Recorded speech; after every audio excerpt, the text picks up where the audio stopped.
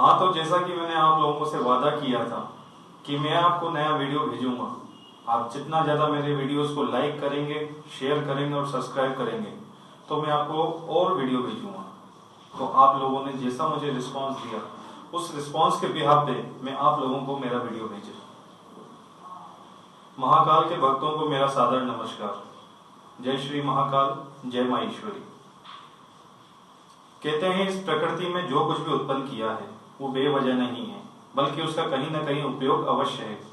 हम सभी लोग जिन वस्तुओं के गुणों से परिचित हैं उनका अधिक से अधिक उपयोग अपने जीवन में करते हैं, और जिन वस्तुओं के बारे में हम लोग अपरिचित हैं उसके बारे में आज से मैं आपको जानकारी दे रहा हूँ। हमें हमारे जीवन में अनेक परेशानियों का सामना करना पड़ता है, तो कुछ परेशानियां ऐसी रहती है जो स्वयं समाप्त हो जाती है, जबकि कुछ का समस्याओं का निदान पाने के लिए हमें विशेष प्रयास करना पड़ता है। ज्योतिष उपायों में अनेक वस्तुओं का उपयोग किया जाता है। इनमें से कुछ चीजें बहुत ही चमत्कारी और गुणकारी होती है। यदि इनका हम विधि विधान से पूजन करके सिद्ध करके अगर प्रयोग करेंगे तो हमारे जीवन में आने वाली समस्याओं से हमें तुरंत निदान मिलेगा। हाँ, तो हम बात कर रहे थे गोमती चक्र की, एक ऐसा पत्थर जिसका उपयोग तंत्र क्रियाओं में अधिक से अधिक किया जाता है। यह बहुत ही साधारण से दिखने वाला पत्थर है, लेकिन इसका उपयोग बहुत ही प्रभावशाली है। ये गोमती नदी में पाए जाने वाला अल्पमोली कैल्शियम कहा गया है और वो पत्थर से मिश्रित कहा जाता है। इसके एक तरफ तो उठी हुई सतह रहती है और दूसरी तरफ चक्र टाइप में, यानी सुदर्शन चक्र टाइप में आपको देखने को मिलेगा। इस चक्र को लक्ष्मी जी का प्रतीक भी माना गया है। तो चलिए देता हूं जानकारी आपको गोमती चक्र की। कौन से उपाय कर कर हम लोग हमारी समस्याओं से निदान पा सकते हैं। यदि बार बार गर्भ गिर रहा है तो 2 गोमती चक्र अपनी कमर पे लाल कपड़े के साथ बांध कर रखेंगे तो देखेंगे आपका गर्भ गिरना बंद हो जाएगा। यदि कोई कचेरी जाते समय घर से बाहर गोमती चक्र रखकर उस पर दाहिना पांव रखकर जाए तो कोर्ट कचेरी में सफलता प्राप्त होती है।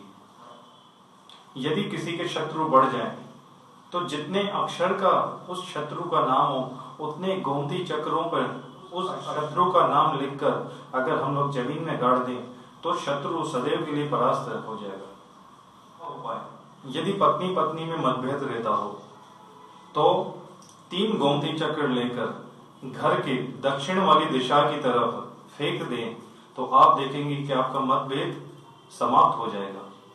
किसी को नौकरी में, प्रमोशन में नौकरी नहीं लग रही हो तो गोमती चक्र का पेंडल धारण करने से नौकरी के अवसर खुलेंगे। प्रमोशन में किसी को रुकावट हो रही हो तो 11 गोमती चक्र लेकर शिव जी के मंदिर पर शिवलिंग पर चढ़ा कर आए। सच्चे हृदय से प्रार्थना करने पर आप निश्चित ही तौर पे आपका प्रमोशन हो जाएगा।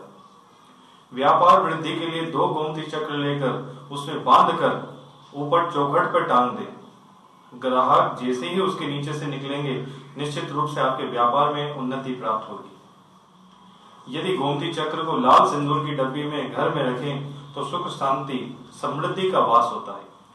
यदि किसी व्यक्ति के शत्रु बढ़ गए हों तो होली के दिन चमेली के तेल में सिंदूर मिलाकर गोमती चक्र पर शत्रु का नाम लेकर जलती हुई होली में अगर डाल दिया जाए तो शत्रु निश्चित रूप से परास्त हो जाएगा और सदैव आपका मित्र बनकर रहेगा।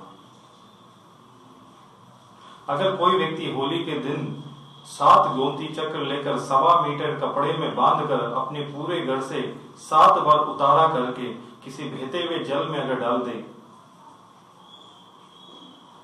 तो मां लक्ष्मी की कृपा से उसके घर से तंत्र क्रिया, यानी जिसने भी तंत्र क्रिया करी होगी तो उसका प्रभाव कम हो जाता है और समाप्त हो जाता है। 4 गोमती चक्रों को लेकर अगर किसी भी रोगी के बिस्तर के चारों पायों पर अगर बांध दिया जाए तो निश्चित रूप से रोगी धीरे धीरे स्वस्थ होना चालू हो जाएगा।